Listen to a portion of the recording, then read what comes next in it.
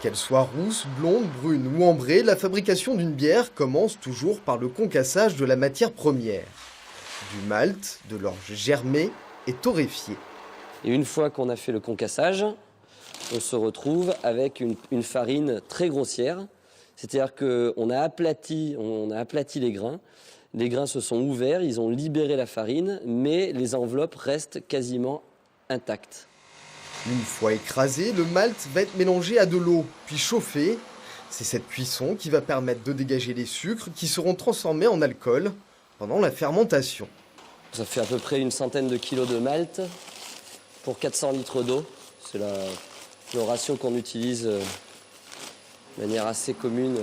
Aujourd'hui, la petite brasserie de Carcassonne va produire de la bière de Noël, ambrée et épicée. Une tradition qui remonte au temps où les champs d'orge ne produisaient qu'une seule fois dans l'année. Après sa transformation dans les malteries, la nouvelle récolte arrivait dans les greniers à l'automne. Il fallait faire place nette et les brasseurs assemblaient tout leur reste de l'année, avec des qualités de grains très différentes. Donc la bière avait une couleur plus ou moins ambrée, un goût plus ou moins identique d'une année sur l'autre. Et pour lister les différences d'un Noël au suivant, on rajoutait les épices du marché de Noël, qui sont ni plus ni moins que les épices du pain d'épices ou du vin chaud. Pour cette brasserie, créée en 2014, la bière de Noël ne représente que 5% des volumes annuels. En hiver, les ventes sont divisées par 2 par rapport à l'été.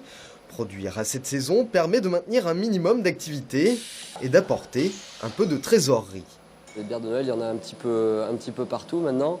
On se doit d'être là, donc on se doit aussi de maintenir l'activité sur toute l'année. Donc oui, c'est une activité économique qui en plus est sympa parce qu'elle s'inscrit dans une tradition des brasseurs de faire un produit à Noël. Cette bière au goût de badiane, de girofle et de cannelle est distribuée principalement sur le département de l'Aude pour une durée très courte. Le marché de la bière de Noël n'est actif que 4 à 5 semaines par an.